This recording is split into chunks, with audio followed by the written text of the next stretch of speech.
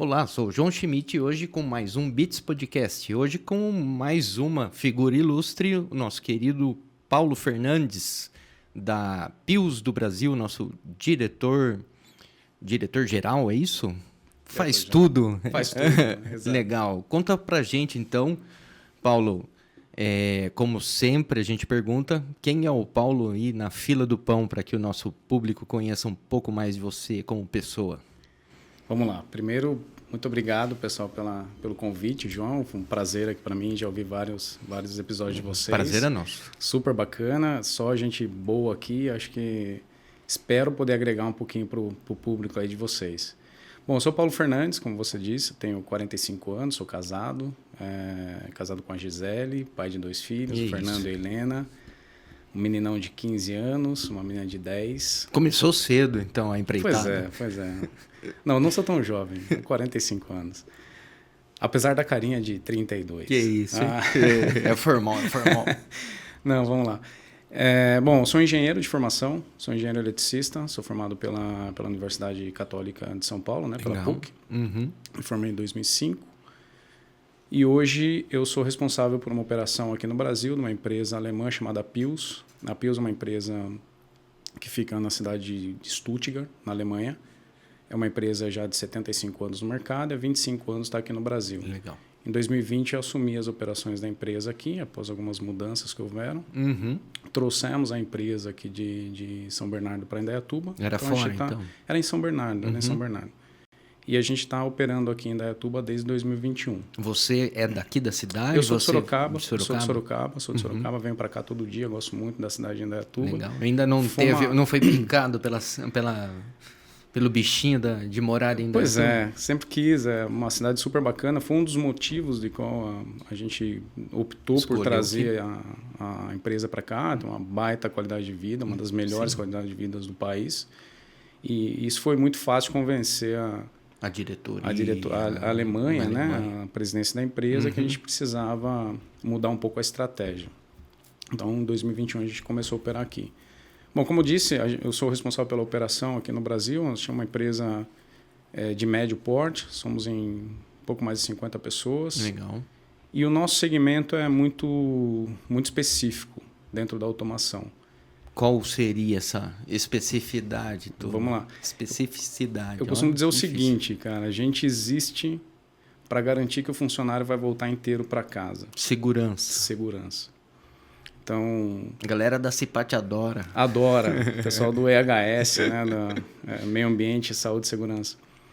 Vamos lá, imagina que você está operando uma máquina e para que você não se acidente nessa máquina, é para isso que a gente existe. Ela tem os dispositivos ali de bloqueio, de parada. Exatamente, os dispositivos, toda a automação. Então, a gente faz desde a consultoria, a gente entende o que está acontecendo com essa máquina, quais são os riscos associados à operação daquela máquina. Para implantar ali as sugere soluções. E implementa as soluções. Cortina de movimento. Pô, você conhece bem do assunto, hein? Cortina de luz, né? De luz, né? Que chega perto, ela já para. Exato, sensores, radares, toda a parte de controle. Já andei muito em chão de fábrica. Olha que legal. Nessa carreira. É isso aí, é exatamente isso. Então, esse é o motivo da nossa existência. Legal. Acho que eu ainda como um filmmaker aí nessa andança toda, era o cara que era odiado por essa turma toda aí de segurança, porque eu pedia para desligar essas coisas aí, porque eu tinha que chegar perto para fazer um take bonito, mas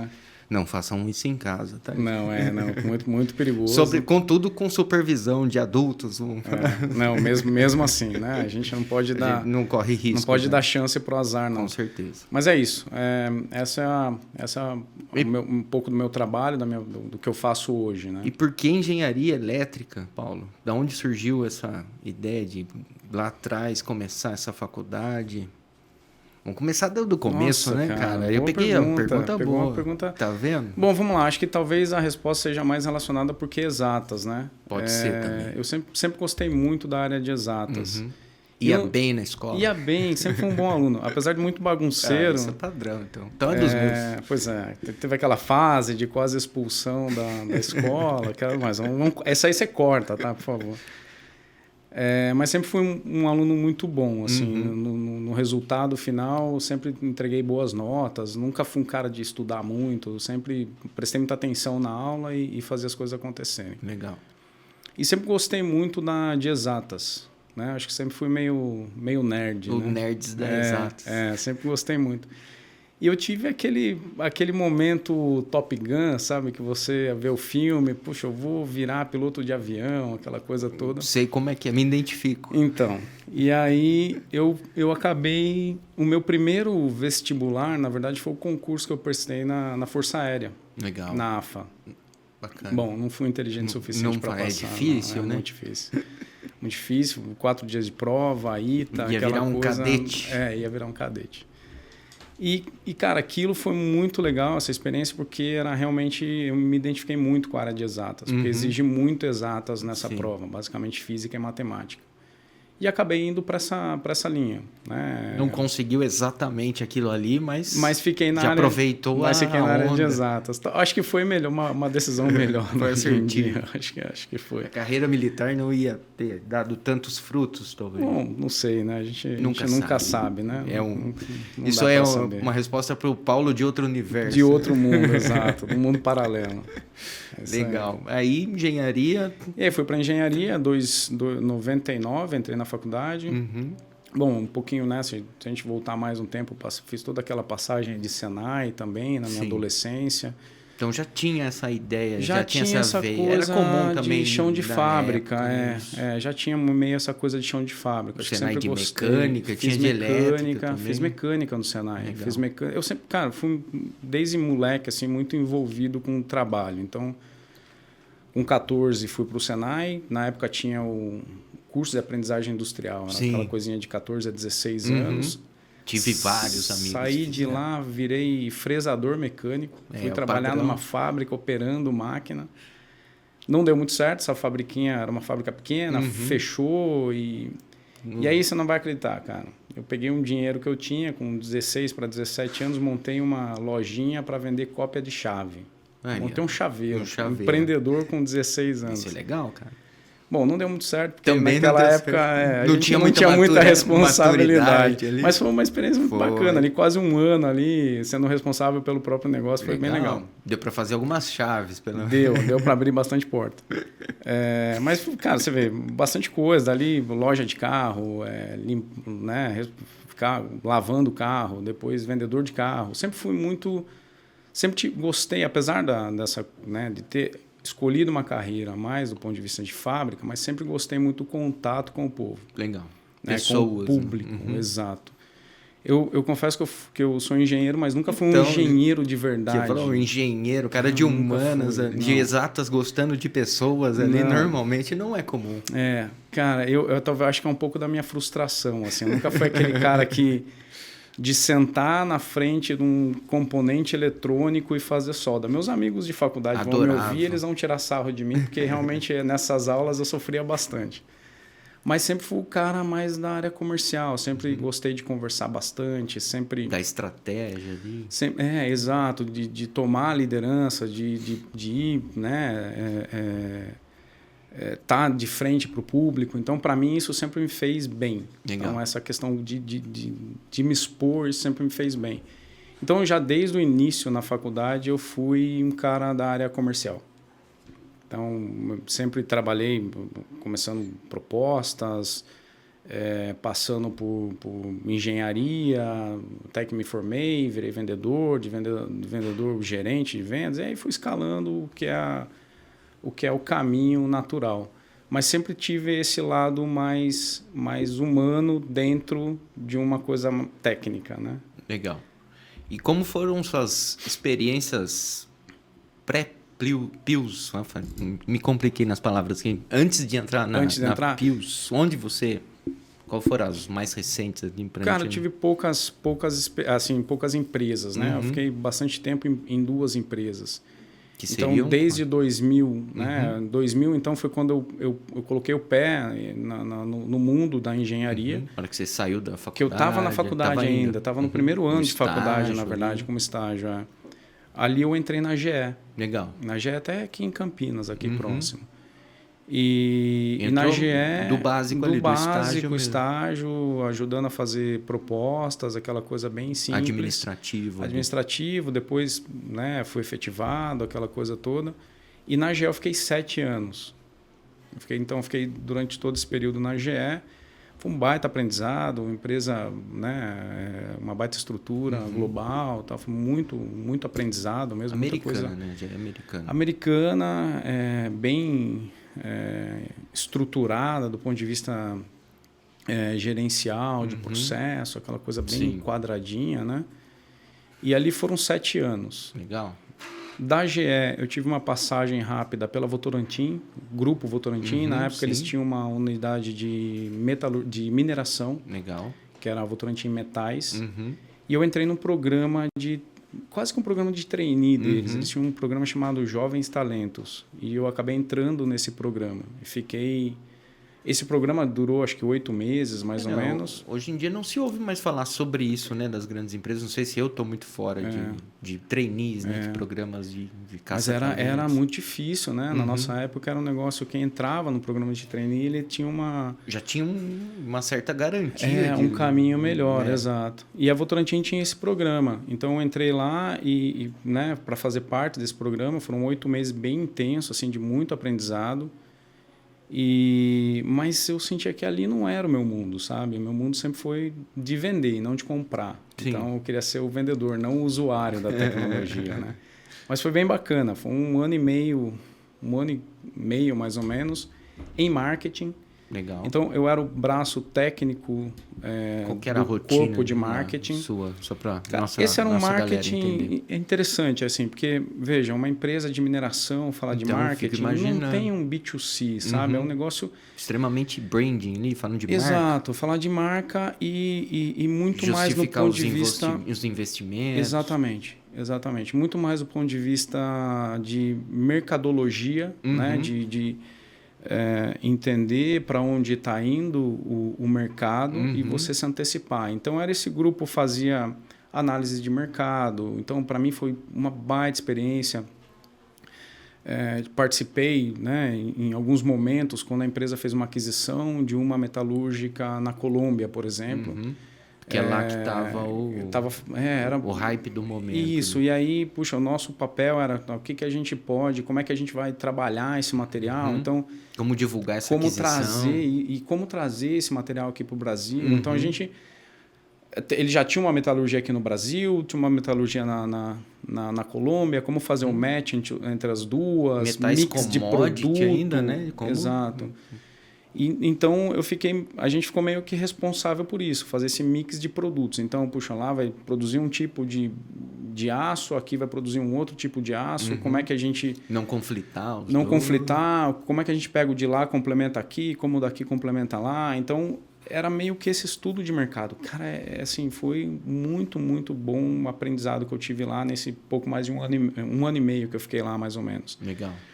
Sentar e olhar para onde está indo, qual a tendência desse tipo de metal e o que você precisa ter na composição desse metal daqui 5 anos. Então, você trabalhar, levar para a operação, falar, olha, operação, você precisa desse tipo de produzir isso. Esse é o marketing raiz, vamos falar assim, né? Ou por que o marketing nasceu, na verdade. Né? Que hoje em dia, se fala marketing, acho que muita gente confunde com a comunicação na forma geral, né? Mas não necessariamente... Isso. É a essência do negócio. Exatamente. Eu acho que é bem esse o ponto, né? A gente acaba confundindo marketing com publicidade, né? Com que são coisas bem diferentes. Né? São braços do marketing. Está dentro do negócio. Do negócio, mas não é o marketing em si, onde é o estudo do mercado mesmo, onde muitas vezes as empresas teriam que fazer antes mesmo de lançar um produto para decidir qual produto vai ser lançado, qual produto vale a pena. Qual o preço. Qual é a dificuldade de se lançar esse produto naquele mercado. A gente vê isso grandes empresas que no final acabam na publicidade. O McDonald's, antes de lançar um produto, faz um baita estudo de marketing. Exato. Antes de pôr o hambúrguer, a carne na trituradora, ele já sabe que tempero que tem que ter a carne. Vamos falar basicamente isso. Isso é o marketing de verdade, né? É você fazer os 4P de Porter, né? O produto, preço, praça e promoção, né? Você ter exatamente isso. Bem legal, bem bacana, mas, como eu disse, eu acho que eu sou muito mais de entregar a tecnologia do que de comprar, consumir tecnologia. Sim. E aí aquilo para mim já não fazia muito sentido. Foi legal, 1 ano e meio, aprendi bastante, foi bacana. E aí eu voltei para um mercado, para uma outra empresa americana chamada Emerson, uma empresa muito grande também no setor de automação, mesmo nível da GE. E ali eu fiquei por 12 anos. Né? Exato. E ali eu fiz toda uma carreira assim desde o início, né? De chegar mesmo como vendedor, né? O desenvolvedor de mercado. Trabalhava com software no início, uma venda super complexa. Um vendedor técnico. Técnico de uma venda super complexa, de algo que o cliente não sabia que ele precisava, entendeu? Sei como é que então, exato. Então, você partir desde criar cultura ali e tudo mais. Você demora 2, 3 anos, um ciclo de venda longo, você criar demanda, criar cultura e aí ter todo o passo de fechamento. Foi muito bacana também, assim, deu muito bons resultados logo de início. Isso foi, então, entrei em 2008, 2010, surgiu uma oportunidade de fazer a mesma coisa para toda a América Latina, e aí eu fui convidado para replicar esse trabalho para a América Latina e passei a ser responsável pela região toda. Então, do México até a Argentina, incluindo o Brasil. Legal. Ali já era um gestor de vendas. Ali já como gerente de vendas. Ali foi muito legal porque conhecer culturas diferentes, países, cidades que eu nunca teria conhecido se não fosse esses 10 anos que eu fiquei com a América Latina. E como é que era gerir esse time de vendas aí? Qual que era o desafio que você tinha nessa época? Primeiro desafio é cultural. Primeiro ponto é cultural. Cada país tem uma cultura, uma forma de trabalhar diferente. O Brasil é o mais cheio de puxadinhos? Ou não, tem pior? Não, olha, a Argentina está muito próxima, cara. Tem uma coisa boa, tá? A coisa boa nisso tudo, quando você é um brasileiro na América Latina, você é querido em todos os lugares. Legal. Né? Você não tem conflito com ninguém. Meus amigos chilenos e peruanos que não briguem comigo, mas entre eles não se dão bem. Não se conversam. É muito difícil você pegar um cara do Peru e colocar para trabalhar no Chile e vice-versa. Ou na Argentina mesmo com o Chile. Então você tem alguns conflitos. Até na Argentina, cara, o brasileiro era bem... Não, imagina. Eu adorava ir para a Argentina, cara. Na verdade, o lugar que eu mais gostava de ir era para a Argentina, porque era muito, muito rápido. Então, primeiro que eu vou mais próximo, em 3 horas você está lá, a empresa ficava bem no centro ali de Buenos Aires. Legal. Então, era proveitoso. Às vezes chegava a fazer bate-volta, cara. E de manhã voltava à noite. Legal. Então foi bem intenso, assim, uma baita experiência legal pra caramba. Isso que ano foi? Bom, eu comecei em 2010 e fui até o final, né? Até 2020, quando eu mudei para Pius. Porque dali eu fui escalando, né? Então, de gerente... Nessa época de gestão. De gerente eu cheguei a diretor. Então, meu último cargo lá foi diretor de vendas de uma determinada unidade de negócio para toda a América Latina. Em termos de tecnologia, cara... O que vocês usavam para controlar todo esse time de vendas aí? Você lembra? Você consegue? Olha, não era tão... 2010, né? Até 2020, aí como é que era o desenvolvimento disso aí? CRM, alguma coisa? Teve muito mais avanço agora, né? A pandemia forçou a ter muito mais avanço, né? Pensando como lidar com um time internacional de vendas aí...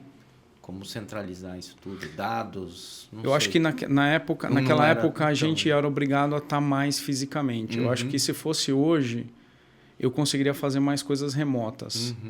Mas na época precisava ter mais o tete a tete. Ainda existe, Não, precisa ter, principalmente quando você fala na indústria. Você precisa apertar a mão de todo mundo. Isso, você precisa estar lá junto. Mas eu acho que tem muita coisa que hoje, cara, o modelo de trabalho hoje... Acho que a gente se habituou melhor forçosamente com a pandemia, mas acho que a gente aprendeu a trabalhar melhor de maneira remota. Acaba sendo mais econômico e assertivo, né? Mas era, cara, assim, não tinha muita alternativa. Então, eu procurava fazer, né, uma agenda de visitas, né, anuais, né? Não dá para fazer muito, eram vários países, então que a empresa tinha efetivamente, tem, né, acho que tem até hoje, efetivamente escritórios locais, então, puxa, México, Porto Rico, Costa Rica, Colômbia, Chile, Peru, Argentina. Basicamente esses 7. Venezuela fechou nesse meio do caminho. Então você pega 6, 7, 8 países, né? Então é difícil você... Tá em todos os lugares ali. Então teve um momento assim de bem intenso, de muitas viagens. O último ano, por exemplo, eu acho que eu fiz, sei lá, cara, em 2019, antes da pandemia, acho que umas 20 viagens internacionais num ano. Porque era um modelo de negócio, né? De novo, eu acho que talvez hoje, com essa tecnologia até, a gente reclama do Teams, cara, mas o Teams também ajuda. Apesar de a gente estar meio traumatizado com o barulho do Teams, mas acho que ele ajuda, assim. Acho que hoje eu conseguiria trabalhar melhor, eu acho. E métricas, fora essa parte de contato de pessoas... Como vocês lidavam com os números e acompanhar isso à distância? A gente sempre definiu algumas metas regionais, mas assim, metas quantitativas e qualitativas, né? Então, a gente sempre fez um plano de realizações. Não era nada em tempo real, né? Não, exato. Mas você tem, por exemplo, eu tenho que definir aqui, sei lá, uma meta grande, que é um faturamento do ano. E aí algumas metas intermediárias para você ver se você está no caminho, exato. E dentro, como é que você vai chegar ali, né? Qual a estratégia que você vai adotar? Né? Você vai fazer, sei lá, uma determinada feira, ou você vai fazer uma determinada ação específica, num determinado produto específico, você vai ter um projeto... Porque nessa época, também, né, um pouco diferente hoje da Pius com a Emerson, nesse momento de Emerson, a gente tinha uma linha de produto, muito customizada, muito específica. Então, a gente falava muito de projeto, de perseguição de projeto. É um pouco diferente. Tentar buscar ali implantação completa. Uma implantação completa de um projeto mais amplo. Então, eram menos clientes, com certeza muito menos clientes. Específicos. Mas muito específico de projetos maiores. Então, isso também, né, acaba que facilita um pouco mais, assim, do ponto de vista da gestão, né? Porque são poucos clientes que são seus alvos. Você não pode errar, mas você não pode errar. Então, quando você você tem um funil de vendas, aquele é o seu funil de vendas, é sério. É aquele lá. Tem que trabalhar sério. todos. Exato, porque você não tem tanta variação ali dentro. Então, a gente trabalhava muito no que era o solution selling, por exemplo. Então, a venda de solução, né? A venda consultiva, entender... eles usam lá, eles falam da dor, né? Entender qual que é a dor do cliente. Então, essa é a dor do cliente. Então, como é que essa dor ela propaga na cadeia, né? Então, a dor do cara da manutenção, o que significa no cara da gerência... O que impacta na diretoria. Quem é o influenciador, quem é o decisor. Exatamente, quem é seu coaching, quem vai te dar informação.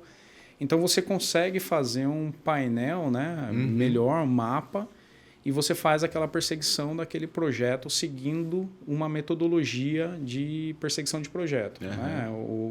Até existe a Emerson usava uma empresa, não sei se usa até hoje, mas chamado de, acho que é SPI, né? Solution Selling Institute, alguma coisa assim, não lembro. Mas enfim, tinha uma metodologia muito clara de perseguição de projeto. Legal. Tá? O que é um pouco diferente hoje na Pius. Na Pius a gente trabalha... A Pius a gente tem projetos que a gente persegue, desenvolve. Mas o nosso negócio é muito mais orientado à venda do produto em si. Tem as soluções de prateleira, exato. Então, a gente atua de uma forma um pouco diferente. A gente atua muito mais num fabricante de máquina que vai levar esse material nosso do que efetivamente no usuário final. A gente tem um trabalho grande de usuário final... Seria mais serviço, né? Na parte de serviço, de consultoria. Então, hoje, como Pius, a gente estrutura um pouco diferente. Então, a gente tem um canal de vendas via distribuição, que é aquela venda dia a dia, rotatividade. Que vai procurar exato, rotatividade. Precisa da pecinha, preciso que. Exato, é uma reposição. Quebrou, o cara coloca outra. Exato, o cara não faz um projeto. Mas a gente tem uma estrutura de consultoria. Então, assim, o bacana da Pius só falando um pouquinho de Pius, né? Acho que é bem legal porque é uma empresa que, para mim, me dá muito orgulho de trabalhar, né? Até para não perder a cadeia de eventos, aí se quiser falar como você chegou até ela. Vamos lá. Uma boa. Pra gente dar essa... Isso foi legal, cara, porque assim, foi uma cadeia, foi eventos interessantes, né? Primeiro que eu vou começar do fim para você entender mais ou menos, cara. Bom, meu primeiro dia de trabalho lá foi no dia 1º de abril de 2020. No meio do furacão. Pico da pandemia, né? O Dória havia decretado o lockdown dia 23 de março, uma semana antes. Foi. Então, assim, eu no dia 16 de março eu pedi demissão da Emerson para assumir a Pius. E até havia pedido pro meu chefe, olha... Tinha feito entrevista, estava tudo certo. A gente já vinha, na verdade, namorando desde novembro. Né? A gente começou esse namoro em novembro. E a pandemia estava lá longe. Estava longe, nem se falava disso. Então, vamos lá. Agora eu vou voltar no tempo, né? Então, eu contei isso porque é muito engraçado esse final, né? Mas voltando o tempo, em novembro a gente começou esse namoro, eu recebi uma mensagem de headhunter e tal, a gente começou a conversar. E olha, puxa, parece ser interessante, porque para mim eu venho da área, sempre estive na área comercial e passaria para uma área mais administrativa. Então é um baita conhecimento para mim olhar a empresa como um todo, né? Como um empreendedor mesmo.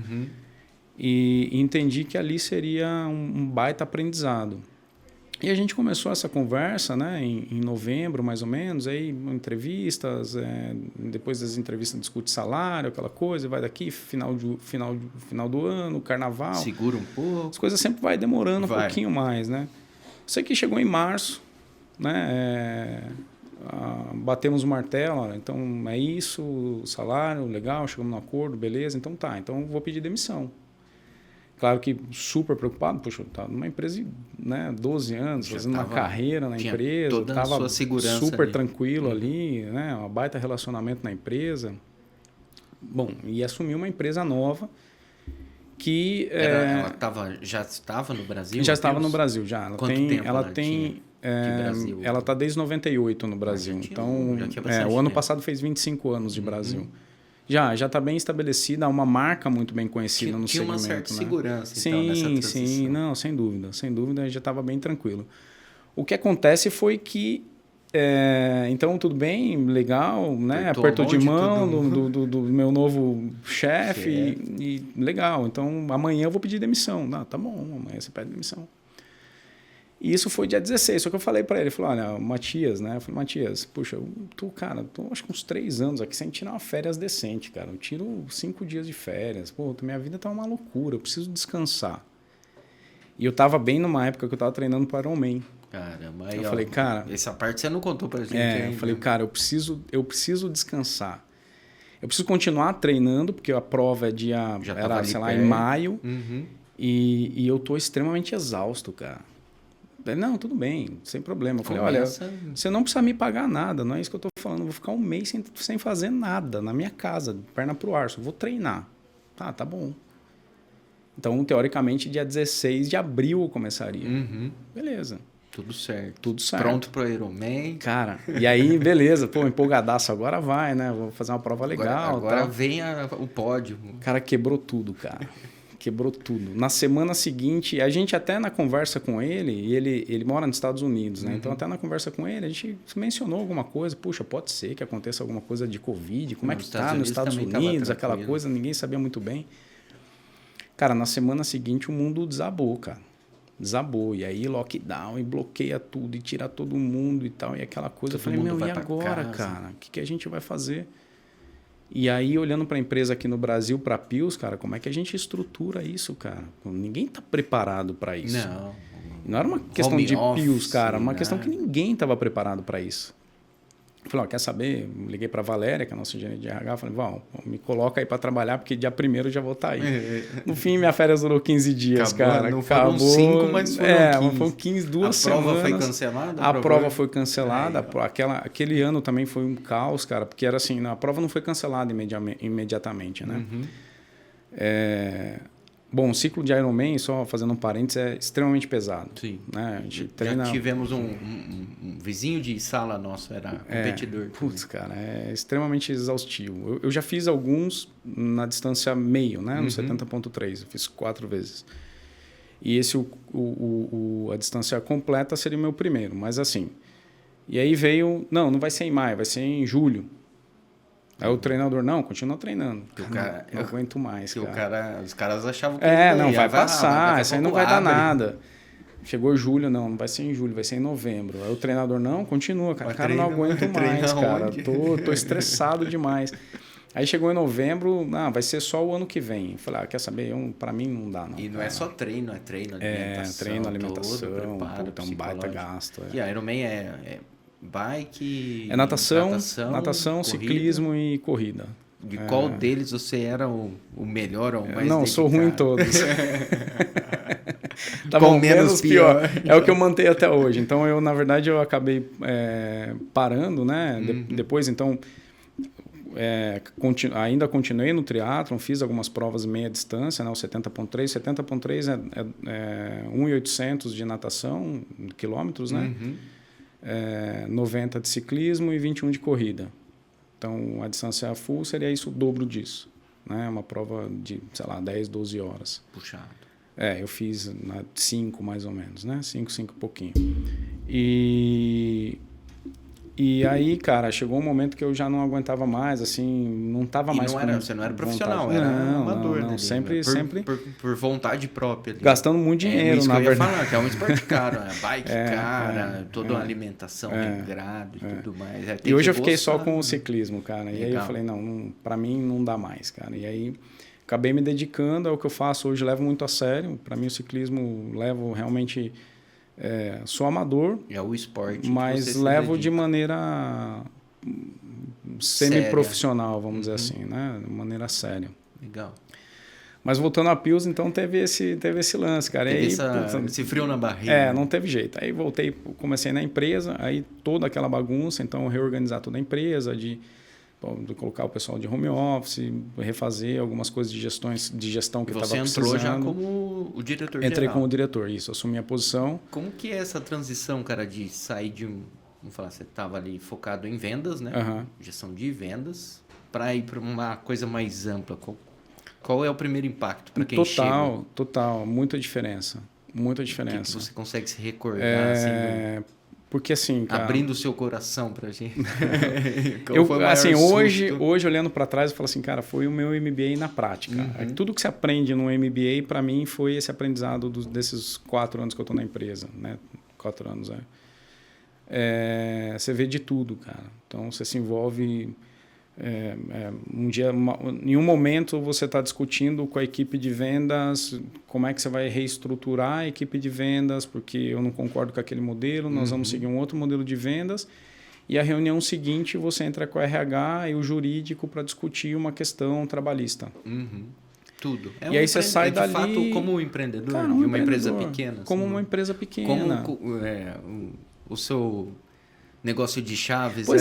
Pois é. Se um dia ele crescesse, talvez chegasse nesse tamanho. Ali, assim, tipo... Mas é literalmente isso, cara. E aí depois você sai da reunião do RH e vai sentar com o cara do TI para ele falar para você que tem que comprar um servidor. Um investimento. Aí você fala, cara, não entendo nada do que você está falando, mas vamos lá. Você está falando. Então, assim, é bem legal, cara. Mas, assim, para mim foi um baita aprendizado, tem sido um baita aprendizado e o resultado tem sido muito bom. Muito Legal. Bom. A gente conseguiu nesses 3 anos, praticamente, nos 4 anos, né? Praticamente a gente triplicou o tamanho da empresa. Legal. Em termos de faturamento. A gente... Teve alguma estratégia que envolveu tiveram esse várias, crescimento? Tiveram várias. Alguma que você elencaria como sendo o sucesso? A gente não dá para fazer tudo de uma vez. Eu acho que a primeira coisa que eu coloco, assim, o primeiro aprendizado... E eu acho que é uma coisa que, modéstia à parte, eu acertei. Legal. É dizer o seguinte, não dá para fazer tudo de uma vez. Você tem que ser humilde o suficiente e falar assim, cara, eu vou fazer... Escolher as coisas. Eu vou fazer algumas coisas que são prioridades. Então, o primeiro ano a gente focou no que eu chamei de housekeeping. Cara, a gente precisa reorganizar a casa. Sim.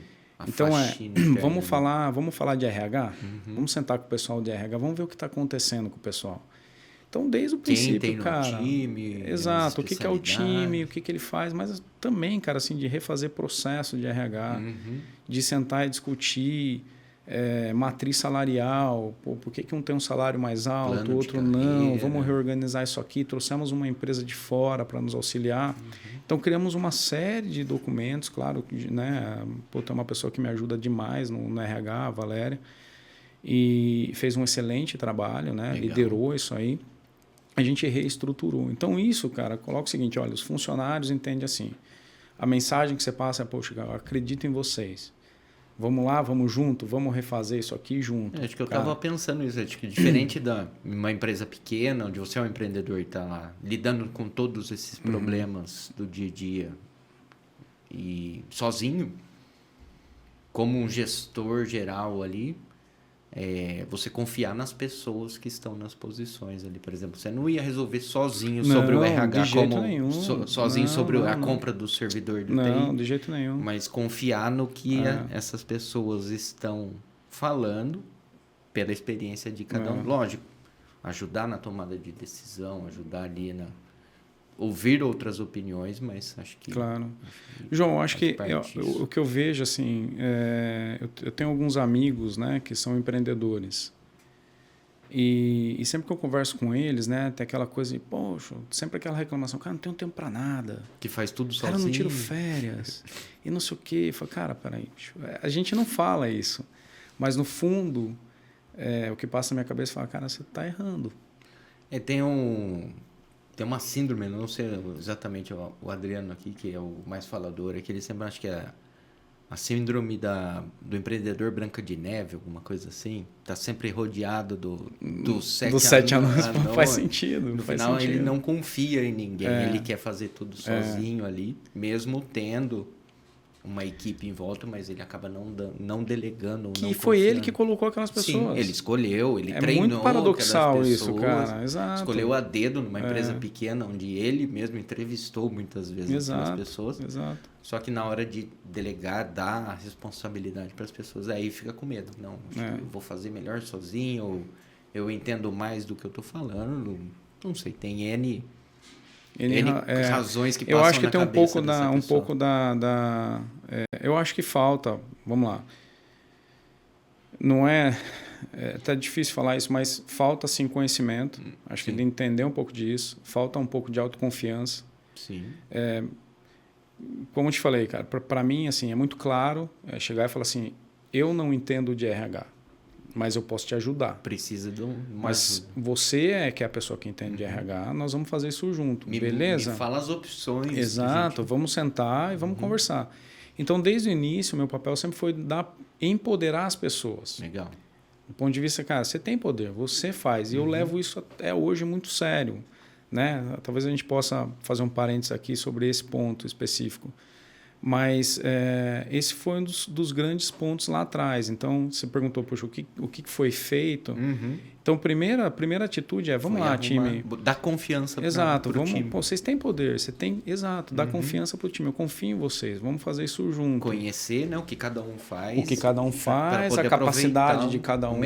Exatamente. E você fazer. Para um empreendedor hoje, se ele está preocupado com isso, defina...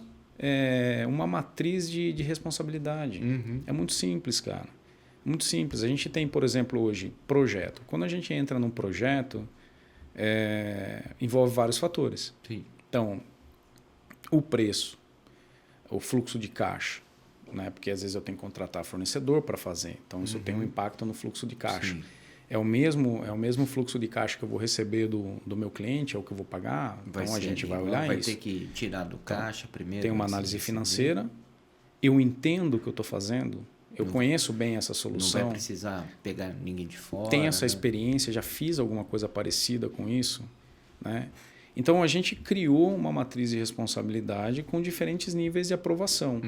Então, quando a menina lá está fazendo, a minha responsável por fazer proposta de projeto, essa engenheira ela faz uma análise, esse aqui é o projeto que a gente vai entrar, e ela preenche um formulário. Sim. E esse formulário diz no final, cara, quem é que tem que aprovar. Então, dependendo do que ela colocou no formulário, eu nem fico sabendo o que está acontecendo. Vai direto para o responsável. Exato. É isso que ele tem que fazer, cara. Não tem muita dificuldade. Você não tem que se envolver em todos os negócios. Será que não é o mal do brasileiro, que a gente brinca que todo brasileiro é um pouco de técnico de futebol, marqueteiro, mecânico, né? Pode ser, né, cara? A gente leva o carro no mecânico para ficar falando o que você acha que está quebrado. É só abrir o Twitter, você vai ver. A gente até tem esses memes, né? Deixa eu tirar o chapéu de Olimpíadas para colocar o do acidente aéreo agora, então, especialista agora em aviação. Todo né? mundo sabe. Então, acho que pode ser um pouco. O empreendedor não deixa de ser um pouco de tudo. Ou ele quer ser, ou ele deseja ser. Pode ser, mas eu acho que está muito relacionado também um pouco de preparo. Né? Eu acho que o pessoal, os empreendedores, eles conhecem muito bem tecnicamente. Ele faz, né? Ele sabe fazer. Parte do pressuposto que ele encarou aquilo porque era o que ele sabia fazer na vida. Poxa, eu descobri uma tecnologia nova que vai, sei lá, cara, revolucionar esse mercado. Ele vai lá e começa sozinho. Mas isso não quer dizer, cara, que a gestão de uma empresa seja tecnologia. Seja tecnologia.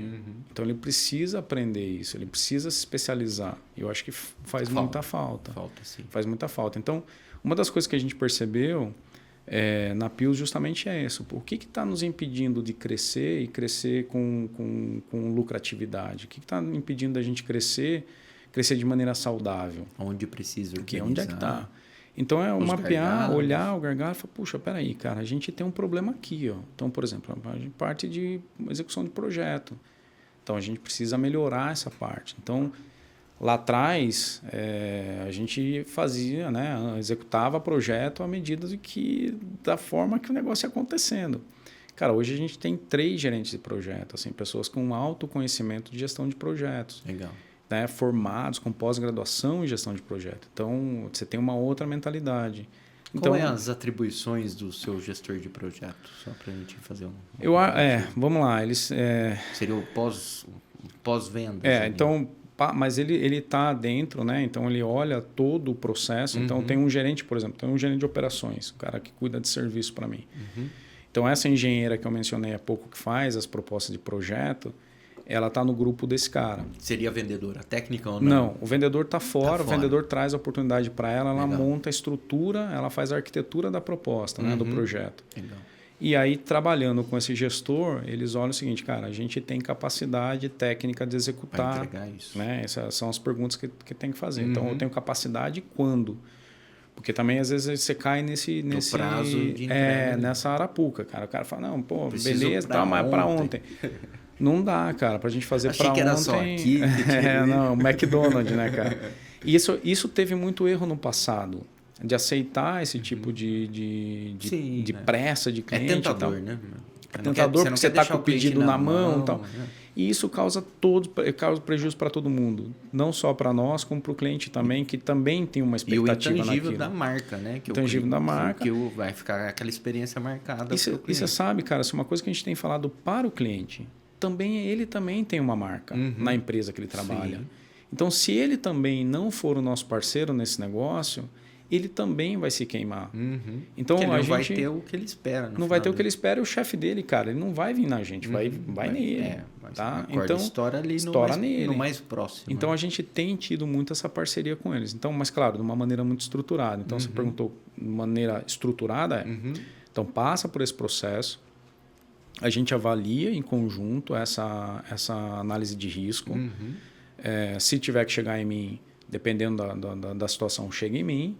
E tem caso que passa por mim, tem caso que vai parar na Alemanha. Nós tivemos um projeto que a gente assinou ano passado que foi aprovado pela dona da empresa, pela CEO da empresa, Suzane. Estava muito fora da zona de conforto. Cara, a gente assinou... O que chega até lá? Cara, o ano passado a gente assinou o maior contrato de serviço da história da empresa no mundo. Legal. Então, daqui do Brasil?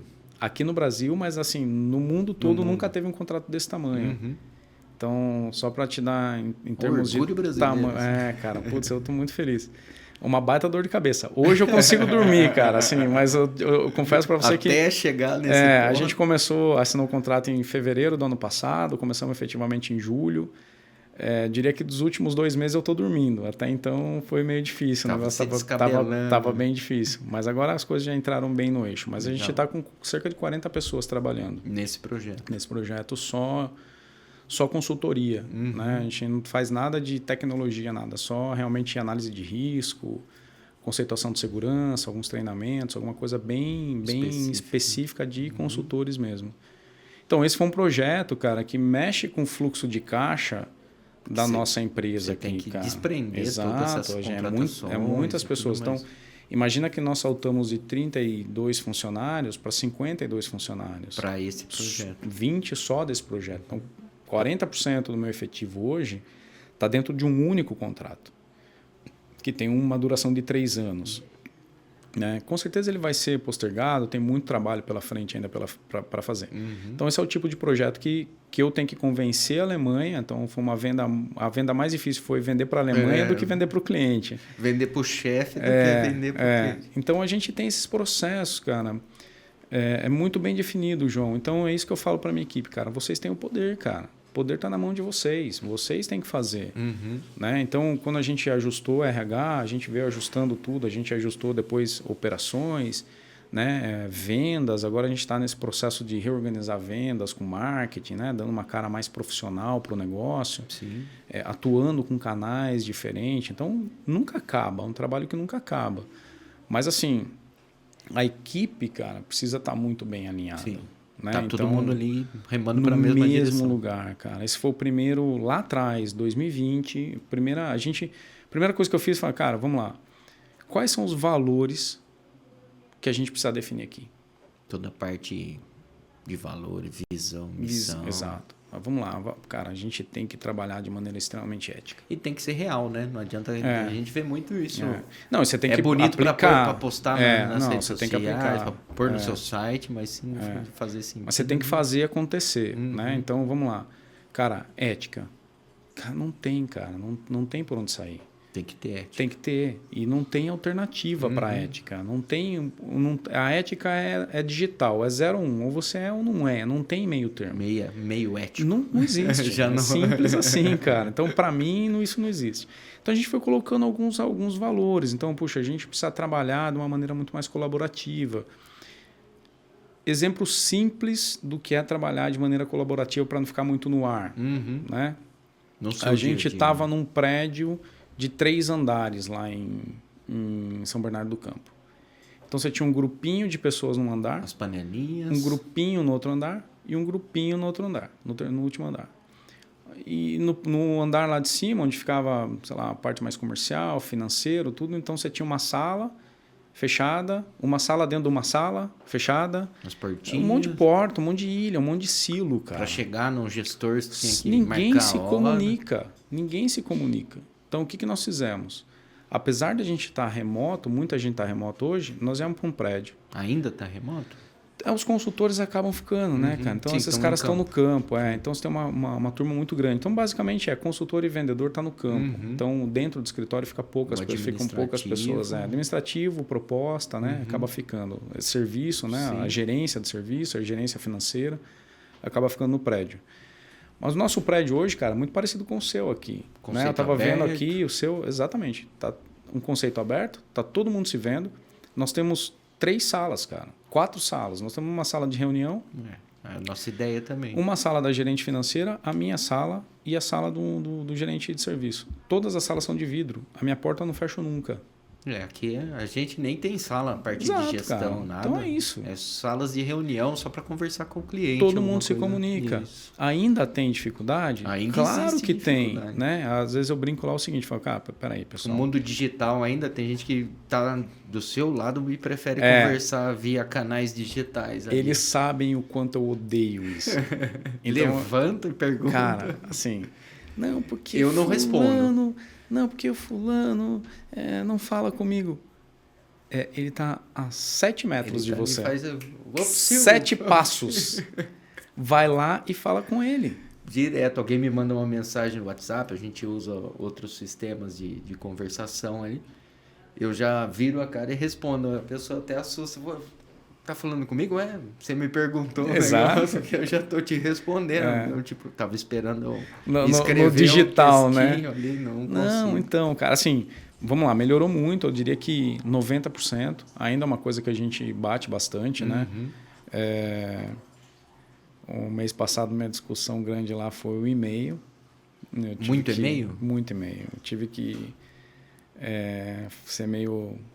né, incisivo porque o meu exemplo foi o seguinte, eu até brinquei com eles da seguinte maneira, falei, pessoal, vamos lá, porque a gente tem uma reunião, então toda segunda-feira a gente tem uma reunião da liderança. Reunião do bom dia ali. Né? É o housekeeping, cara, vamos lá, a gente tem que arrumar a casa, né, o que vai rolar hoje, então a gente se encontra 1 hora por vídeo, inclusive, né, a gente se encontra, porque tem gente que está fora, a gente se encontra 1 hora para fazer isso. E eu tenho depois individuais de meia hora com cada um dos gerentes durante a semana. Ali, mas assim, cara, o que está pegando? Né? Você não precisa falar o que você está fazendo. Eu quero saber o seguinte, o que é que está pegando? Onde é que eu posso te ajudar? Só isso, cara. E tem fluído muito legal, cara. Às vezes você entra numa reunião e fala, não tem nada. Então tá bom, tchau. 5 minutos. Segue o baile. Segue o fluxo. E aí eu ia falar do e-mail, né? Eu saí de férias agora. Essa foi a férias mais longa que eu tirei. Conseguiu. E eu falei, cara, eu vou tirar férias. E antes eu avisei para eles. Falei, eu não vou nem levar meu celular. Foi ousado. Eu não vou levar o computador e não vou levar o celular. Eu vou levar o meu pessoal e não vou atender ninguém. Não, porque... Não, pelo amor de Deus. Vocês se virem. Eu não vou assinar nada. O que tiver de assinar... vai esperar eu voltar, ninguém vai morrer por causa de 20 dias, não vai acontecer nada. Não há nada muito urgente. Claro que eu cheguei para a gerente e falei, se pegar fogo na empresa, você me avisa. Você me liga de mansinho. Só se acontecer isso. Fora só não isso, conta para ninguém. No final eu estava com o celular lá e sabia o que estava acontecendo. Mas a discussão foi a seguinte, cara. Eu cheguei, quando eu voltei, né, eu até fiz meio que uma pegadinha lá com eles, foi o seguinte, pessoal, vamos lá. Se eu a partir de hoje, voltei de férias, estou super feliz com vocês, estou super descansado. O que vocês acham de a partir de hoje, vocês, ao invés de trabalhar 5 dias na semana, vocês vão trabalhar só 4 dias na semana? O que vocês acham? E como foi? Não, cara, super legal. Não, acho que dá para fazer. Você acha que dá para fazer? Dá, não. Lógico que dá. Aí fica aquele meio resiliente. Não, acho que 5... Não, cara, a gente tem que fazer 5 dias. Não dá, cara. Já tá esse cheio é o puxa-saco. Não, o cara falou, a gente já tem trabalho pra caramba, tal, não dá. Sincero. O sincerão. Não dá. Aí o outro, não dá, mas... E ficou aquela... Eu lembrei de um meme agora, perguntar pro menininho, dá pra jogar videogame o dia inteiro? A repórter perguntou a ele, falou, lógico que dá. Lógico que dá. E aí eu falei, não, pessoal, isso não vai acontecer. Só estou dizendo o seguinte, eu voltei de férias, eu tinha 236 e-mails na minha caixa. Eu interagi com menos de 30. Eu passei um dia... Só limpando. Só limpando minha caixa postal. Por que a gente passa tantos e-mails? 230 já limpando o spam. Já limpando. Eu falei, cara, por que a gente passa tantos e-mails? Eu não preciso estar em cópia de e-mail. Eu confio em vocês. Só que a gente criou uma cultura, exato, a gente criou uma cultura corporativa que eu vou copiar meu chefe, eu vou copiar outra pessoa. Vai dar mais certo. E aí eu vou copiar outra pessoa para falar assim, cara, você tá sabendo, então você também é responsável. Não, cara, a gente não precisa disso, não. Não precisa conversar, cara. É só mandar um e-mail. Exato, mas a gente não precisa disso, cara. A gente é responsável aqui, todo mundo é responsável, nós somos adultos, no final isso cara. Tira a responsabilidade. Para tirar a responsabilidade. Não é... A então, intenção inicial... Você tá sabendo, né? Você tá sabendo. Aí eu já não Minha parte eu já fiz. Não é mais comigo. Não, cara, muito pelo contrário. Nós somos adultos o suficiente. Todo mundo se conhece aqui. Pô, a gente tem uma operação que não é uma operação gigante. Tem a tarefa para fazer. Pô, faz, cara. Se a tarefa não está acontecendo, você já mandei comunica a pessoa, exato. Não tá certo. E outra coisa, se o e-mail foi e voltou 3 vezes, tá errado. Liga. Faltou a comunicação. Liga, cara. Então eu pergunta. Implementei isso, cara, assim, chega desse negócio de ficar copiando e colocando todo mundo em cópia. E o e-mail rede social do não e-mail ali. Exato, não é bate-papo, cara. O e-mail assim, é um documento. 3 e-mails, se ele foi e voltou 2 vezes, cara, 3 vezes, vocês estão pisando na bola. Vocês vão ligar, vão conversar, cara. porque não dá para ficar trocando isso e-mail desse jeito. interno, né? Isso interno. Cliente acaba que, né, a gente acaba recebendo tem toda mais. a documentação ali. Tudo bem, né? Aceitável. Mas o problema é esse bate-papo interno. E, cara, assim, pelo menos essas últimas semanas, assim, já deu uma baita aliviada. Mas é uma realidade, cara, para você ver como a gente perde muito tempo. Então, a minha provocação foi, cara... Não precisa eu prefiro que vocês... Eu não meço horário de trabalho de ninguém. Eu não quero saber o que você faz, cara. Quero que você entregue o resultado. Nós somos tudo adulto aqui, cara. Se você entrega o resultado... E esse um dia da semana você vai ficar com o teu filho na piscina, eu vou ficar muito mais feliz, cara. E o resultado aconteceu. Eu sou um cara que gosto muito da vida extra-trabalho. Fora do... Exato, cara. Pô, deu 6 horas da tarde, acabou tudo. Eu tenho minha atividade, eu pressiono muito eles no sentido de, cara, ninguém tem que trabalhar final de semana. Se você está trabalhando no final de semana, cara, tem coisa errada. Cara, isso é de empresa alemã, né? Pode ser. Eu acho que é uma empresa europeia, né? A Pius. O que significa Pius em alemão? Tem um significado? Tem. É um sobrenome da família. É a família Pius. Mas sempre tem um significado. Mas cara, é o cogumelo. Cogumelo? Não tem nada a ver com o trabalho de você. Não, é um cogumelo. Cogumelo. Eu demorei para aprender isso também, cara, porque eu via em algumas coisas assim, um cogumelo. Eu falei, o que tem a ver? O mushroom, né? O que tem a ver com isso? Aí eu fui descobrir que é cogumelo. Que é cogumelo em alemão, né? Falo isso porque eu e o Adriano somos os primeiros sócios aqui. Antes de se chamar Beats, a gente era Platz. Que é praça em alemão, né? Place. Platz. E, cara, a gente veio com essa cultura de trabalho. A gente é descendente de alemão. Legal. Que isso conte alguma coisa, mas... a gente sempre montou o escritório com essa ideia, tipo, trabalho das 8 às 18, o que você conseguiu fazer dentro desse horário, ótimo, faça o seu melhor. Se você está precisando ficar além desse horário, alguma coisa errada você está fazendo durante seu horário de trabalho. Muito provavelmente. Você está precisando vir no final de semana, pior ainda. Porque vinha muito da cultura de agências de marketing, publicidade, vira à madrugada e come pizza e dorme mal. Então, acho que é bem essa ideia da responsabilidade. Você tá ali no seu horário de trabalho, se dedicando para fazer o seu melhor, não faz sentido Como é que é a nenhum. produtividade depois, né? Você vai ter a mesma produtividade? É claro, João. Tem claro, as exceções. Né? Exato, isso que eu ia falar. Claro que tem exceções. É claro que a gente tem momentos... cara, se você vê a última semana do mês, isso é super legal, porque o pessoal tá aquela correria, a meta é deles, bater. Cara, é muito deles, isso vem interno dessa... Não é uma exigência da corporação. Não é, mas eu sinto assim que eles meio que incorporaram, eu sou muito competitivo, cara. Já vem do esporte. Eu sou muito competitivo, levo muito a sério a competição, mas é uma competição nossa, do time, com o externo. Com o mercado. Nunca interno, cara. Então, dentro nós somos um único time, todo mundo trabalha em equipe. Tá? Não é... E, cara, não é que nem o futebol, né? No futebol não é todo mundo que vai fazer gol. No ciclismo, quando você olha um pelotão de ciclista num Tour de France, não é todos os ciclistas que vão para ganhar. Você tem um time que vai para proteger aquele que vai para ganhar. Uma estratégia. Tem uma estratégia. Então, a gente segue. E o legal é que eles entendem muito bem e se dedicam demais a isso. Legal. Mas a gente sempre está falando o seguinte, pessoal, olha só, a vida é muito mais do que o trabalho, né? Hoje, inclusive, a gente tem uma personal trainer com um time, uma externa. Legal. Provocando uma competição interna que a gente fez a Olimpíadas Pius. A gente acabou... Iria terminar agora, a gente pegou tão bem, né, com o time, que a gente estendeu até o final do ano. Como seria isso? Cara, bem legal. É o seguinte, a gente dividiu em times, né, aleatório, eu não participei disso. Essa personal selecionou algumas pessoas, meio o RH, sabe, conhecendo ali, para não pesar de um lado ou do outro. Fizemos os países. Então, eu sou do time México, por exemplo. O nosso time está em quarto colocado. E aí, toda semana, essa personal ela passa alguns desafios. né? Ela faz algum videozinho, alguma coisa, ó, tem que fazer, sei lá, abdominal. É um negócio para saúde mesmo, da galera. Só saúde, exato. Então a gente tá voltado à atividade física. Então o time... No lugar de fazer aquela laboral sem graça. Não, nada disso.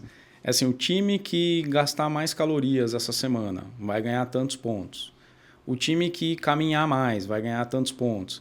E ela vai fazendo esse ranking, né, do time que caminhou mais numa semana. Que era o cara do Fantástico que fazia a medida certa? Medida certa, A gente entrevistou ele. O Márcio Atala? O Márcio Atala. Eu vi essa entrevista, foi bem bacana, inclusive. Então, lembrei agora, lembra que ele fez no condomínio, né? Do condomínio.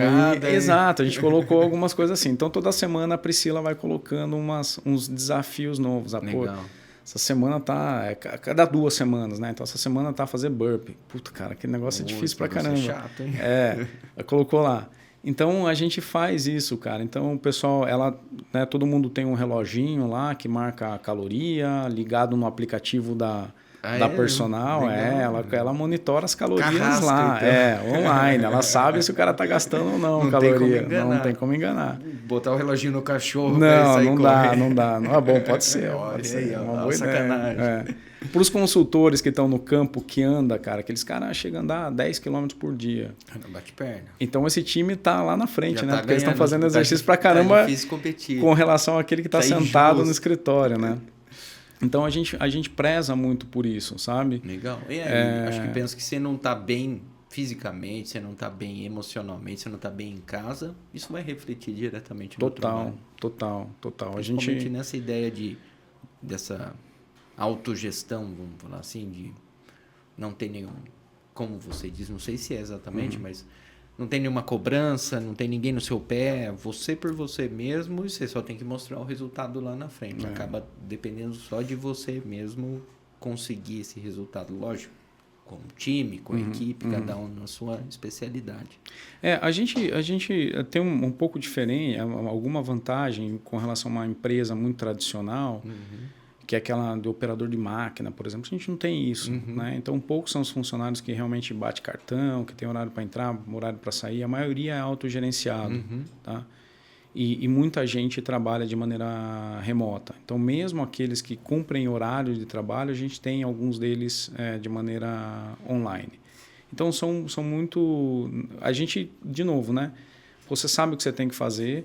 Os gestores, os líderes estão muito atentos a isso, a como acompanhar o desenvolvimento desse profissional. Uma coisa que a gente fala bastante, a gente acabou de fazer agora, está terminando, né, a rodada que a gente tem uma vez por ano da análise de comportamental dos funcionários. Legal. Então, cada gestor senta ali 1 hora, olha daqueles valores que a gente implementou lá atrás. Quais estão sendo seguidos? Você está seguindo, não está seguindo, exato. O que está faltando para ser seguido? E o que você precisa, cara? Como é que você olha a sua carreira? Né? Como é que você imagina a sua carreira? Então, a gente também criou esse documento, uma coisa que não tinha.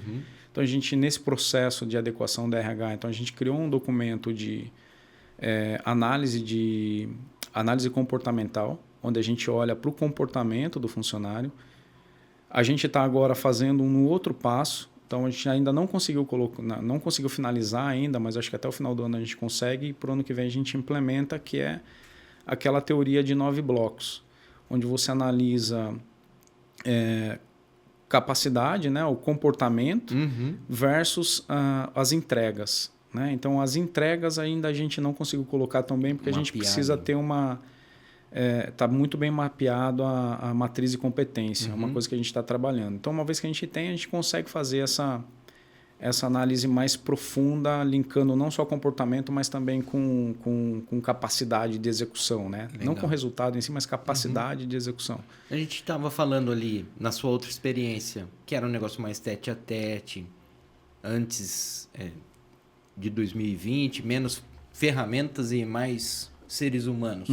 Hoje você usa ferramentas para ajudar você nessa gestão, ferramentas que eu digo digitais, BI, ou ferramentas para RH, como você acompanha isso ali digitalmente? Existe alguma coisa ou ainda você prefere ali o... Não, tem muita coisa que a gente faz, com certeza tem muita coisa digital, né? Então tem muita coisa da empresa que a gente usa muita ferramenta deles. Tem alguma de prateleira? Ó, gestão de projetos, por exemplo, usa todas as ferramentas de gestão de projeto. Então a gente usa desde sei lá, Planner, planning, alguma coisa assim. Ferramentas Microsoft, exato. 365, essas coisas. O Microsoft 365 é a ferramenta básica que a gente usa. Sim.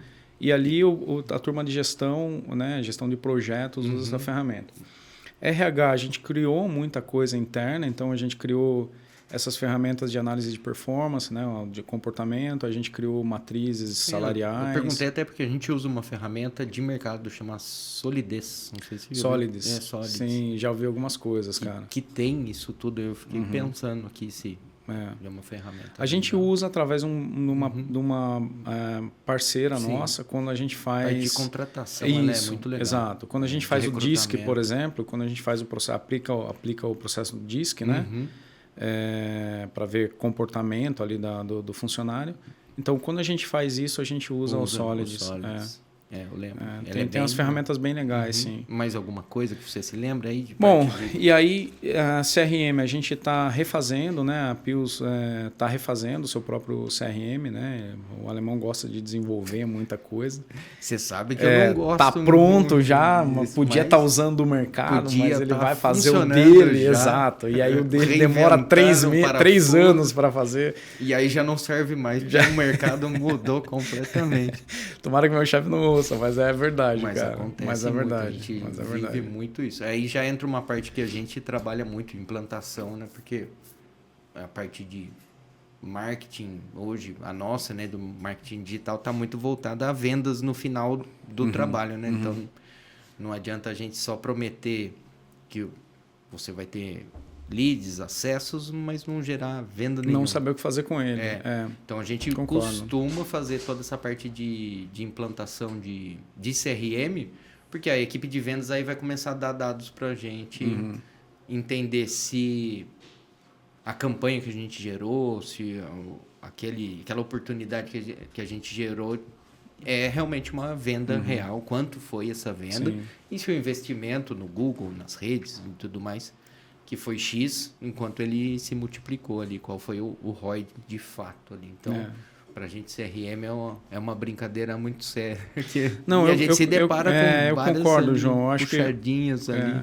Uma das coisas que a gente precisa trabalhar, muito, como eu te falei, a gente vem num processo, né? A gente coloca uma meta, assim, um objetivo cada ano, né? Então, a gente teve o ano do housekeeping.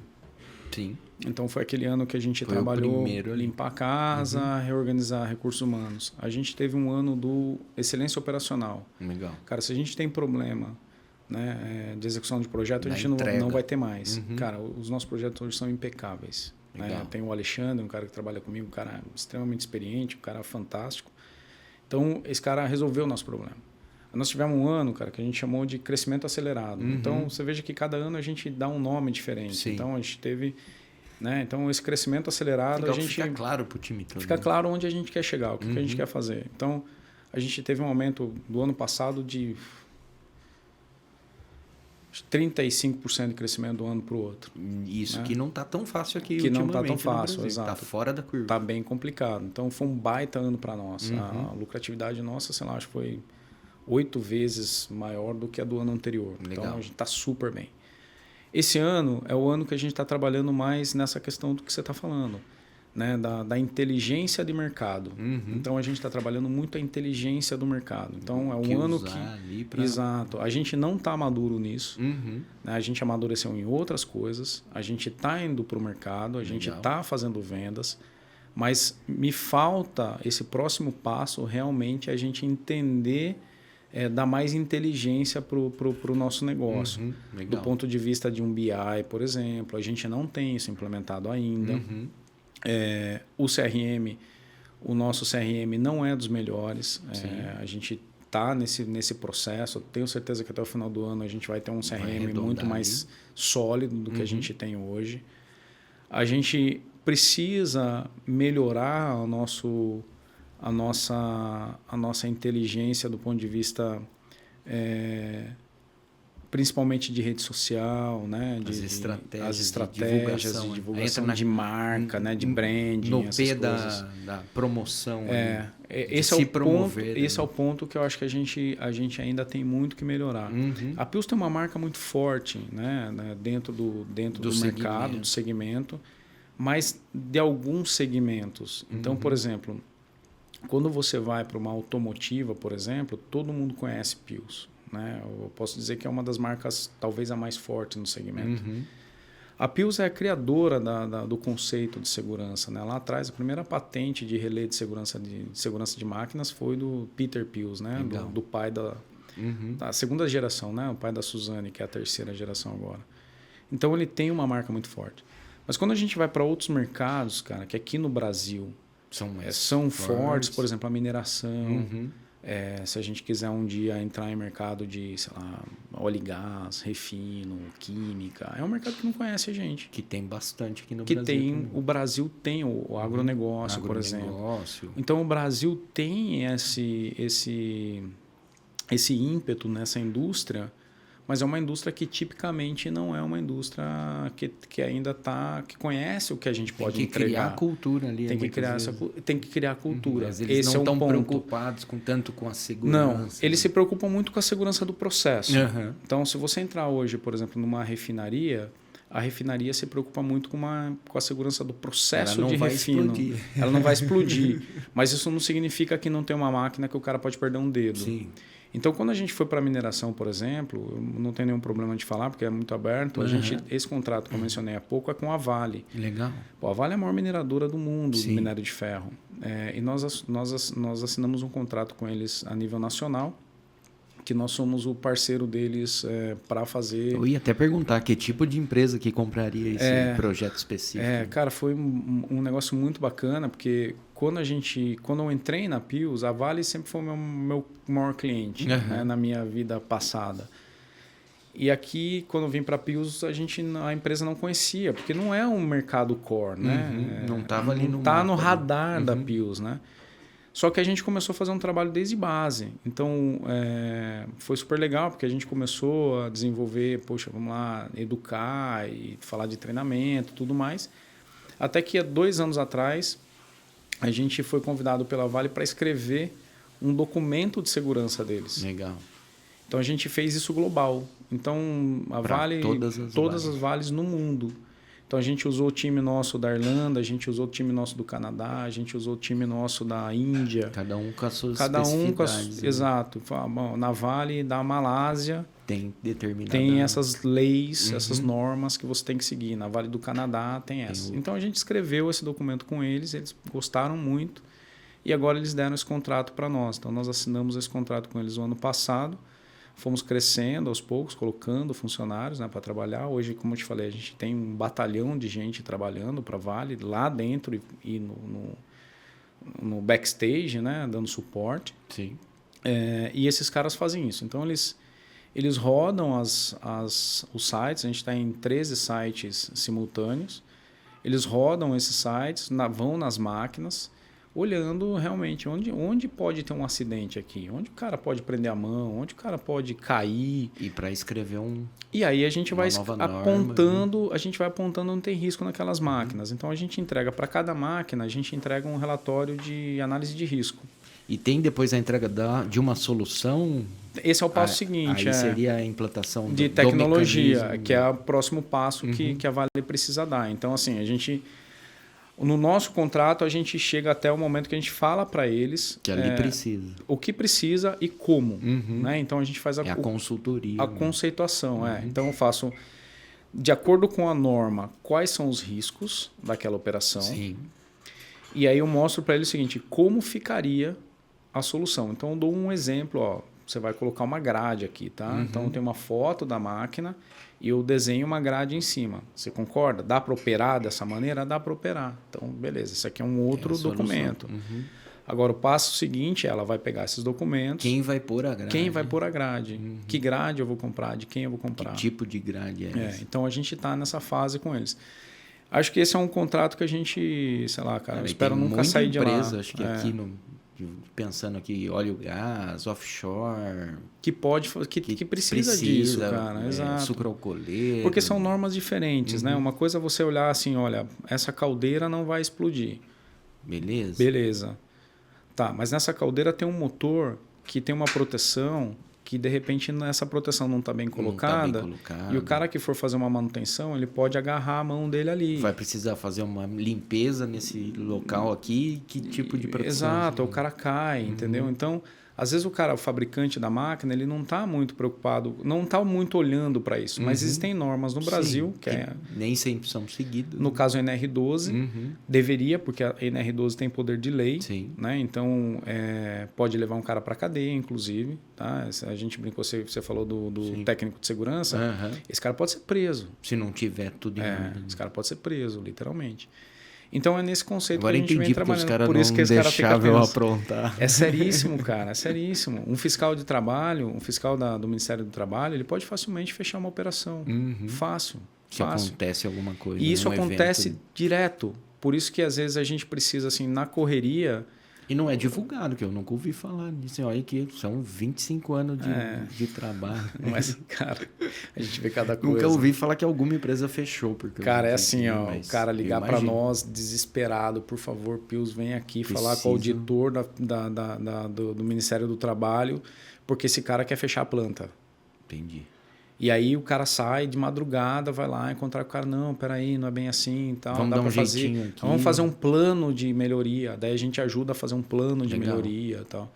Pegar o cara ali como se fosse o fiscal da Receita. Isso, exato. E aí você vai lá como contador e fala, não, deixa eu vou mexer nesses números. Eu vou resolver o problema. Legal. Então a gente faz muito isso com os nossos clientes também, né? Então tem essa flexibilidade, a gente ajuda bastante. A gente sabe de casos de cara que foi preso, cara, porque não cumpriu as normas, deixou passar. E ele não cumpriu o que ele havia prometido para o fiscal, porque o fiscal vai lá e te dá um TAC primeiro, né? O termo de ajuste de conduta. Se você não cumprir com aquilo, que é o problema, entendeu?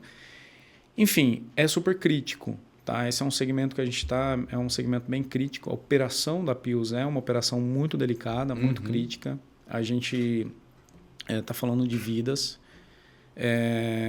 Os meus consultores, eles vão lá e eles aprovam uma máquina. Legal. Então, eles validam a máquina. E a assinatura a responsabilidade passa a ser deles. Como se fosse um engenheiro de obra ali. Exato. Então, se tiver um acidente naquela máquina...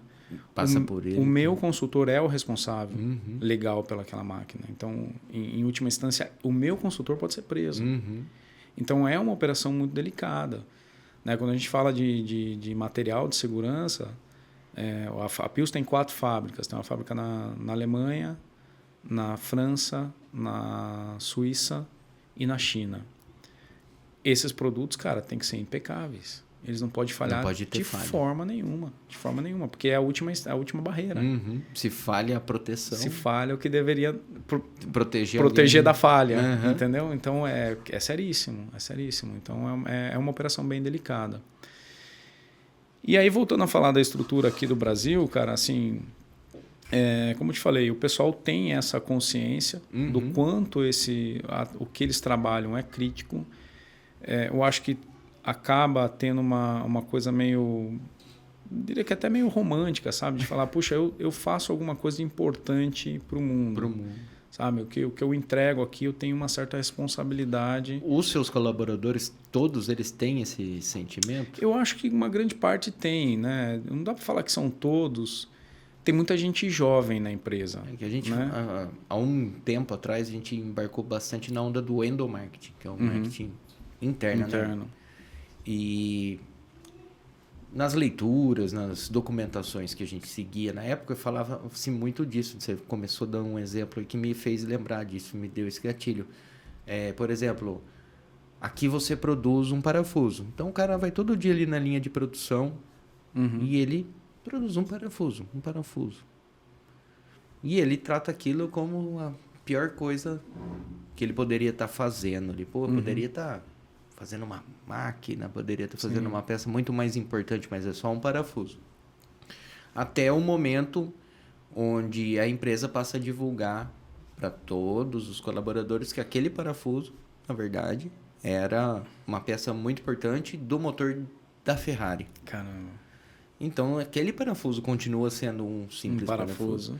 Mas para o cara que está fazendo aquele parafuso, é outra coisa. Porque ele vai poder falar para as pessoas, ele vai poder falar para os amigos que aquilo ali faz parte do motor de todas as Ferraris que andam no mundo e tudo mais.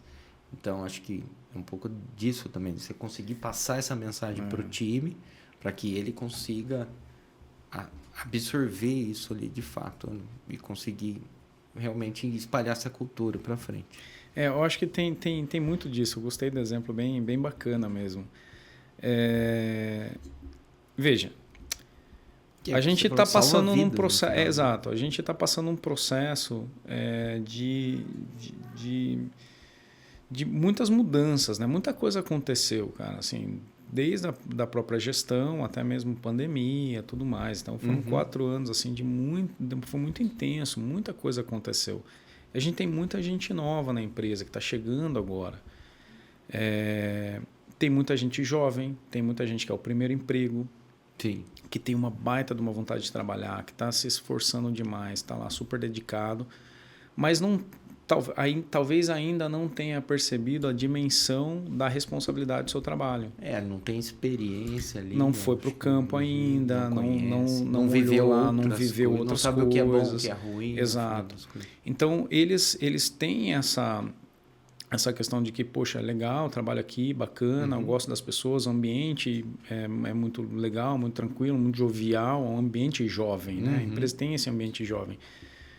Eu sou um dos mais velhos da empresa, de idade. É jovem. Pois é, uma empresa jovem. Eu acho que mais velho do que eu acho que tem 3 funcionários.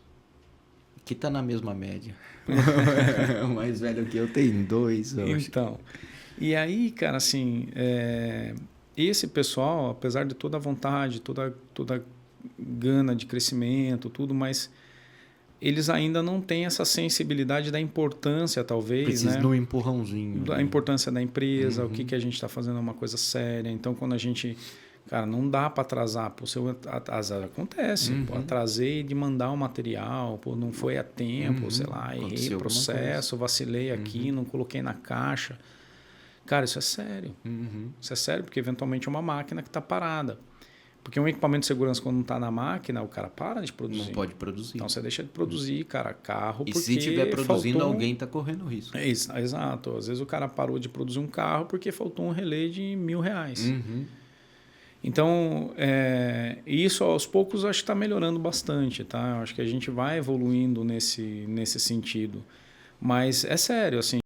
Acho que tem também essas técnicas também para tentar mostrar isso para galera. Mas ainda é muito criar cultura também. Mas eu acho que assim, evoluiu bastante. Eu acho que a grande maioria da empresa, eles têm essa noção do que o trabalho deles é nobre. Legal. É um trabalho importante, né? Principalmente esse pessoal que está no campo. Então, eles têm uma responsabilidade muito grande. Acho que o pessoal do campo é mais fácil que ele vê mais claro, né? Ele está vendo ali, né? Ele está vendo a coisa acontecer. Eu acho que é mais difícil. Mas sabe o que a gente faz? Eu provoco muito isso, tá? Vai para o campo. Leva e vê como vai com o pessoal de vendas. Então eu provoco muito, cara. Assim, de marketing, né? A gente está com um profissional novo de marketing, cara. Vai botar. Vai lá, calça uma bota, capacete e vai pra rua. Vê resolver, vê dando defeito. Você vai passar lá, cara. Vai lá. Porque também, cara. Viver a dor do cliente ali. Tem que viver a dor do cliente, tem que viver a dor do vendedor. Pô, o vendedor às vezes tá lá, cara, pô, embaixo do sol, cara, que, pô, aquele negócio. Anda de um lado, vai para o outro, aí chega no escritório, o pessoal, pô, mas vendedor tá só passeando. Não tá vendendo nada. Não sei o quê. Não é, cara. Então, eu provoco isso muito na empresa, sabe? No final, assim, todo mundo vende. Legal. Tá? A gente tem meio que esse lema lá, everybody sells, né? Então, legal, todo mundo é vendedor, todo mundo cara. Faz parte todo mundo é vendedor. Time de vendas, qualquer oportunidade que você tiver de falar do produto, de vender... Trazer para dentro da empresa. Faz venda, cara. Então, legal. assim, o que você conhece? Você sabe vender? Não, então vai aprender. Vender alguma coisa. Então a gente está sempre martelando isso, sabe? Eu gosto muito de tirar o pessoal do escritório, levar para campo. Quando sempre que possível um vendedor passa lá, pega um na mão, leva, vai lá, vai ver como é que Faz a diferença. Você vê uma pessoa, por exemplo, aqui, nosso gestor de projeto, que normalmente é quem faz o contato direto, o dia inteiro com o cliente. Mas é raro as oportunidades de levar alguém da redação, alguém do design, por exemplo, para ver uma operação, uma fábrica. A gente trabalha, a maioria aqui é indústria. E você vê, às vezes a pessoa imaginava uma coisa completamente diferente. E era algo simples. Você falando, assim, parece simples. Para quem já viu, muitas vezes é simples. Mas você mostrar para a pessoa entender na prática como muda da água para o vinho. Total, você percebe a sensibilidade das urgências, você começa a perceber, cara, que realmente por que é urgente, por que é importante. Então, esse envolvimento, João, de novo, né, volta naquela questão que a gente está falando do empoderamento. Sim, isso então, você acaba dando empoderamento para a pessoa, cara. Faz sentido. Então, você vai trazendo para o seu time, dando mais responsabilidade. Então, eu provoco muito essa questão da responsabilidade, do empoderamento.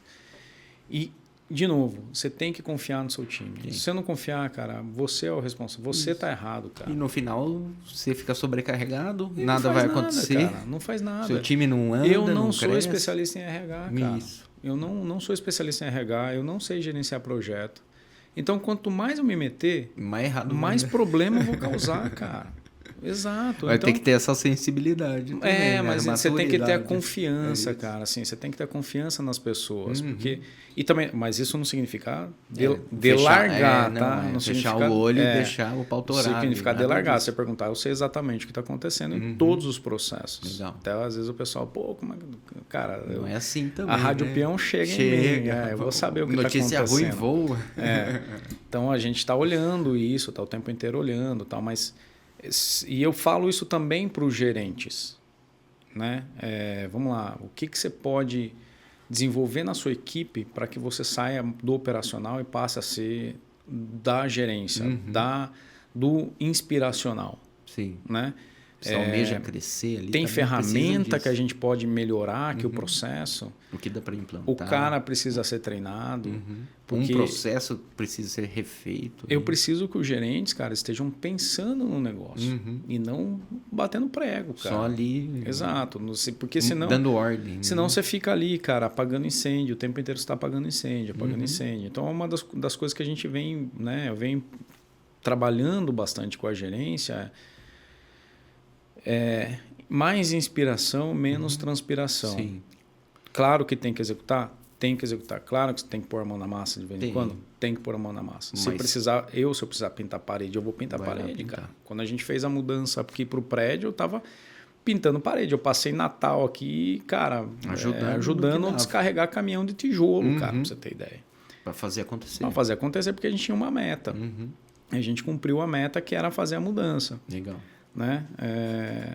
Tem horas que isso vai acontecer. Mas precisa estar com o gerencial em ordem, né? Precisa, para isso acontecer. Isso não pode ser o seu 100% do tempo. Não dá para largar para gerenciar depois e botar a cabeça na operação. Não. E de novo, né? Eu volto a falar. Toda vez que eu ouço, eu tô sem tempo, eu tô trabalhando demais. Não sei o que. Eu falo, cara, alguma coisa está errada. Tá errado. Tá mal feita. Tá errado. Não, mal feita você não é o único culpado. Você é o errada. único culpado por isso. Não tem outra pessoa. Ah, mas o cara é ruim. Manda embora. Troca. Não tem o que fazer, cara. Tá faltando o contrato. Tá, exato. Tá faltando o contrato. Ou foi mal dimensionado. Na hora da contratação. Foi mal dimensionado na hora da contratação. Do orçamento. Exato. Então, sempre tem solução, cara. Sempre dá para fazer. Agora, de novo, o empreendedor, o gestor, o líder, ele precisa estar sempre... estudando, sempre buscando conhecer. E muda, né? Hoje, antigamente falar determinada área muda muito, que nem o marketing digital muda muito rápido, mas acho que hoje em dia tudo muda. Tudo, cara, tudo muda. Tudo que tem pessoas, principalmente, muda muito rápido, porque as pessoas... Muda os processos. Vendas é completamente diferente. Se você olhar para vendas 10 anos atrás, é completamente diferente. Então, assim, o que eu gosto de fazer, cara, assim, isso é um estilo muito pessoal, tá? Sei lá, a gente vai implementar um programa de conta-chave. A gente fez isso, né? A gente implementou ano passado. A primeira vez que a gente pegou um cara, falou, a partir de hoje você não é mais regional, você vai cuidar de meia dúzia de conta e eu quero conta-chave. Agora, eu também preciso aprender o que é conta-chave. Então, para você saber cobrar dele. Comprei 3, 4 livros. Lemos juntos os livros, cara. Então, eu li o livro, deixava marcado, essa parte é interessante. Lê isso aqui, vê que interessante. Então, a gente foi aprender. Quando a gente começou a falar de marketing digital, e mais para marketing, mais para rede social e tal, eu fui procurar, cara. Fui ler livros sobre isso. Então, li um livro, 2 livros, 3, sentei com a gerente de marketing. Curso. Faz sentido isso aqui para você, vamos por esse caminho. Então, claro que não sou eu que vou aplicar, mas eu preciso saber, né, entender até como direcionar, exato, até como direcionar, porque é muito simples também eu chegar e falar assim, pô, eu ouvi num podcast alguém falar que... Fui lá, conversei com o João, ele falou que o João tinha falou que o CRM... Tá errado. Não, então vai lá e implementa o CRM. Pô, calma aí, cara. Não é bem assim. Não é bem assim. Vamos entender como é que funciona. Por mais que seja bem intencionado. Isso ao delargar. Então, vamos lá. Vamos entender como é que isso funciona. Vamos entender junto isso. Se faz sentido. Você que vai trabalhar, mas a gente vai entender junto. Então, eu tenho muito isso, cara, assim, de... João, eu leio todos os dias, cara. Todos os dias tem um livro de cabeceira. Né? Legal. Estou sempre procurando aprender uma coisa que eu sei que vai ser aplicado ali na empresa. Então, às vezes prática. Uma leitura prática. Vamos falar processo de vendas. Então, pega um livro de vendas e aí, às vezes joga fora o livro. Nossa, é uma porcaria. Isso aqui não serve para nada, cara. Perdi 2 semanas lendo esse livro, é uma porcaria. Não teve Tem coisas que é legal, cara. Você pega, separa, faz, filtra, né? Vai lá, conversa com a pessoa que acha que, lê esse livro que eu acho que vai ser legal para você. Legal. Então, tudo isso faz parte do trabalho. Faz parte do trabalho do líder, né? Do gestor. Legal, Paulo. Pô, eu queria agradecer o bate-papo. Fluiu, nem sei, mas nem olhando para o relógio mais, mas fluiu bastante. Legal. Agradecer a sua presença. Quiser divulgar suas redes sociais aí para o pessoal te achar no LinkedIn, querer perguntar mais diretamente alguma coisa para você. Claro, sem dúvida. Estou super aberto. De novo, fico muito feliz pelo convite. Super bacana essa ideia, esse bate-papo. Eu gostei bastante. Foi produtivo. Tem muita coisa ainda tem que... ainda para falar, mas dá para marcar mais um, cara. Acho que tem muita coisa legal aí para gente bater um papo. Bom, eu estou sempre no LinkedIn, gosto de usar o LinkedIn.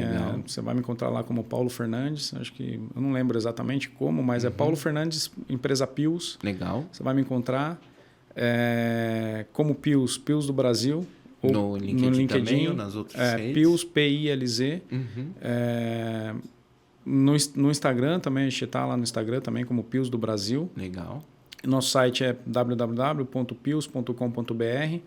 Ali a gente tem um material super vasto de conteúdo também. Convido a conhecerem, porque, o site é bem legal. Porque bem o site é bem completo, tem uma página dedicada à NR12, a gente tem um portal NR12. Legal. Ali a gente fala de normas, inclusive você pode fazer download de algumas normas, você pode manipular ali virtualmente alguns produtos, fazer algumas brincadeiras ali para entender como é que funciona. Legal. E é isso, cara. Cara, agradeço. Valeu. Obrigado. Aproveitando minhas redes sociais aí, vocês me acham como João Schmidt na maioria das redes. Só procurar lá, Schmidt igual do Oscar. Então é primo. Não é, deve ser. Só falta o dia 20 e o dia 5 diferente. Boa. Agradecer vocês. Compartilhem o Bits Podcast com todos os seus amigos, familiares, colegas de trabalho. E muito obrigado mais uma vez, Paulo. Valeu, João. E até a próxima. Tchau, tchau.